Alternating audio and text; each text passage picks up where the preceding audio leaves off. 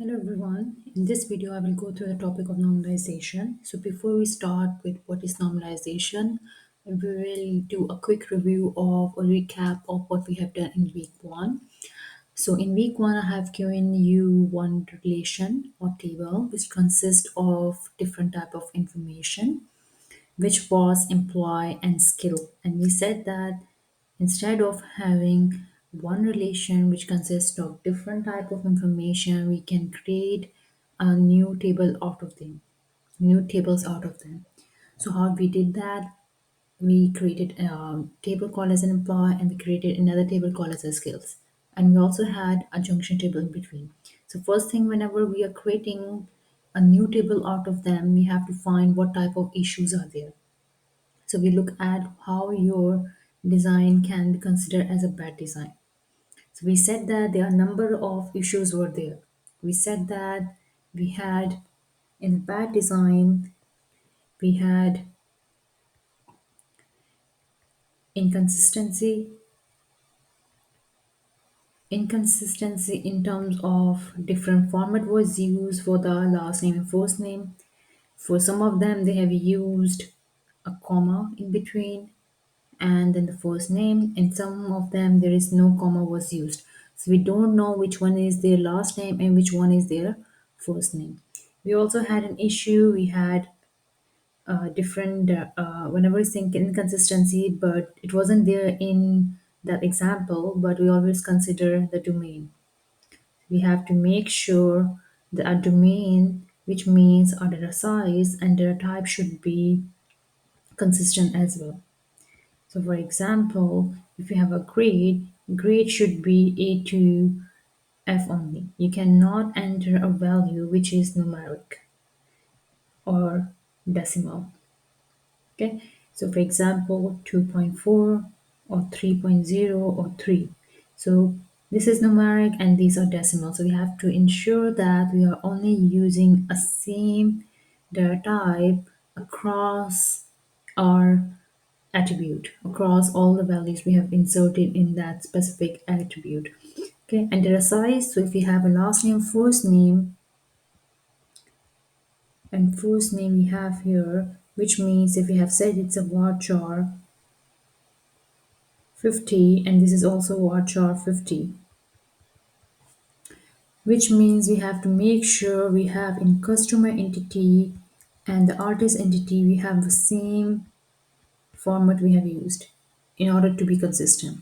Actually, we do not use varchar for the last and first name, but I have shown you an example here that in case if you have varchar, it should be a varchar. Because in your example, in viewage, they have set it as a varchar, but actually it's supposed to be the correct data type for the last name, first name should be a char. Okay, so I'm just using an example from a viewage database. And we also said there is inconsistency. So inconsistency is already I have mentioned what type of inconsistency can be there. We also said we have a missing values.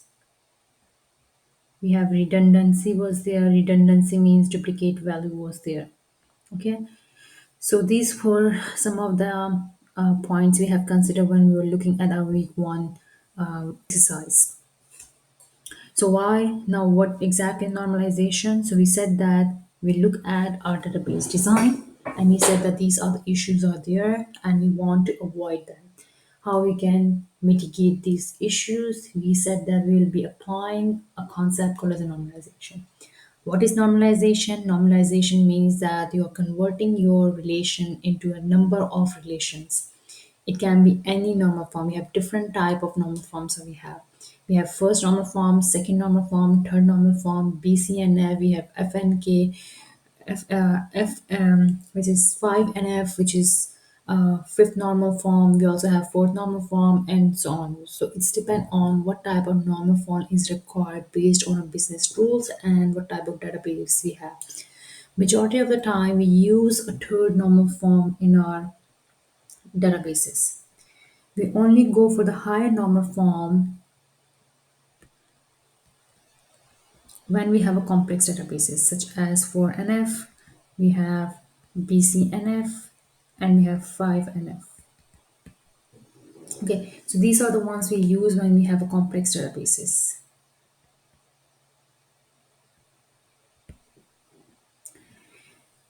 So now let's look at the function dependencies. So whenever we are normalizing our database, we have to make sure that we are identifying something called as a function dependencies. What actually are function dependencies? Function dependency means that we have to find what are our candidates keys are and what type of attributes are depending on them. We call them as determinant and dependent. What is determinant? Determinant means we have a candidate key, candidate keys we have here, which will be actually your primary key. And dependent means our non-prime key attribute or non-prime attribute, or we call them as non-key attributes as well. Okay. Let's look at the example. So here we have a relation called as a customer. So this specific notations or convention we have, it's called as a relation schema, and we have covered that in week 1. So I will repeat that for you again if you don't remember the convention. So we have, so whenever we're writing in a relation schema, the first thing we do is that we use uppercase to write our entity name. So here we have entity name or table name is called as a customer, all capital. Inside the parentheses, we write properties or attributes, names or its description, and we identify the primary keys. Whenever we have to identify the primary keys, we underline our primary keys. We do not have a foreign key here, but mostly in relation schema, we add a foreign key as well. So whenever we want to add the foreign keys are bold and italic. Okay, we use this syntax for that. So now we want to convert these relational schema into FDs. FDs means functional dependencies, which means we are trying to identify that what type of attributes or which attributes are functionally depending on our determinant. Okay, so first of all, whenever we have a determinant, which means we have to identify what will be the candidates can be. So in this example, we have only one candidate key, which is customer ID, which is actually our primary key. So we said that our determinant here is customer ID and our dependents are of customer name, address, and phone number, which means customer name, address, and phone number are fully or functionally depending on customer ID.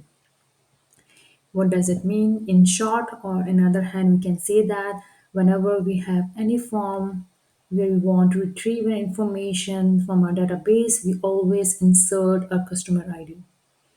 Through the customer ID, we can retrieve an information about the customer name, their address, and their phone number, which means it becomes a determinant because other values of other attributes can be found through this ID. So now how we can write an FDs. So there are two methods we can use to write an FDs. The first one we start with the candidate key or primary key, arrow towards our dependent. So we have determinant here and here we have dependent and we use here arrow towards them. This is one way of writing it. The second method or second way of writing it, instead of using a comma to separate each attribute, we use an arrow towards each of them. Okay. So it's depend on you. Do you want to use a first method or second one? Both of them are correct. Now the example. So this is an example we have done in the class as well. I will repeat for you. So here, if you look at here, they have given you information about the staff name, position, and salary and school name. Majority of the time, whenever we have a table given, we have to identify whether it is normalized or unnormalized. But in this question, it is asked you to give you only direct dependency. It doesn't say that we have to apply a normalization here. So in case if you want to look at here, you can see you have information about the staff and you have information about the school as well. But this column can be our foreign key and it can be our staff.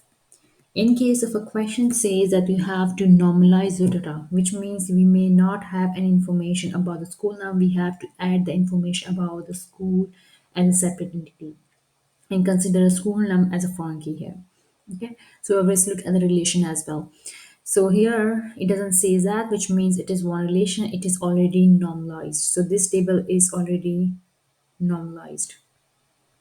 And this question only specify that you have to find only direct dependency. So how you can write it? So we know that a staff num is a candidate key and the other of them are attributes. So we write first the staff num. We use an arrow towards the dependent. So dependents on name, position, salary.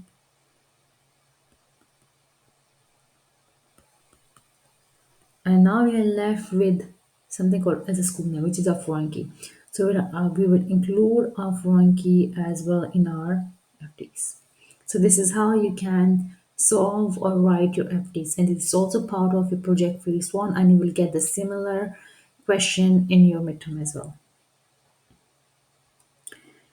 So we have given you one more example here. So actually in this slide, I have given you M department, M ID name, address, department, and department name. So actually it act as a junction table, but we are not asking you or we are not referring to as a junction table, but it can be a junction table also. Okay. But if we look at the employee ID, which is a foreign key, department number, which means it is we are considering it as a normalized relation schema. Correlation. Okay. So we have asked you to create a direct FD. So first thing we know that these are our first is our first. Firstly, we have to identify our candidate keys. So plot ID part numbers are our candidate keys. So we separate them into two tables. So these are candidate keys. Now we have to find a relation between other attributes we have. So after the employee ID, we look at whether it is relevant. Yes, it is. Then we look at the second attribute, address, is it relevant to employee ID? Yes, it is. Department number, is it relevant to employee ID? It is not. It is something can be considered as a foreign key in case if you want to, but we will look at the relationship later on. And then we will look at the department number. So these are some of the information they are relevant to it, but it can be considered as a other information. Now we look at the department, employee ID, name, address, and department number. So we can see here department name is depending on department num, whereas the employee ID is depending on name, address, and department num because we have to look at the relationship between an employee and department. So we are saying that if we have employment and we have a department, one employee can belong to one department, one department can have one employee or can have multiple employees. So relationship between will become one to many. So it is one to many. So it is one too many here. Okay. So how we can draw the candidate keys? So we always said that we have to look at the minimum combination of our attributes, or you can draw a dependency diagram. So how the dependency diagram can be drawn? So first thing we have to do, we have to find our functional dependencies, and then we can draw our dependency diagram. Actually, both of the process works, but you need to learn which one you want to work on. Okay. So here you can see I already have created my FDs out of this unnormalized table which is given. So we set the staff num, name, position, salary, and school num, and we have another FD which is school num, school, and school phone. So how we can draw a dependency diagram? So this is unnormalized dependency diagram. In this one, we use an oval to write our determinants. So our determinants will be inside our oval shape, and we use an arrows to point towards our dependent. Make sure you're including your foreign keys as well, but it is an unnormalized form.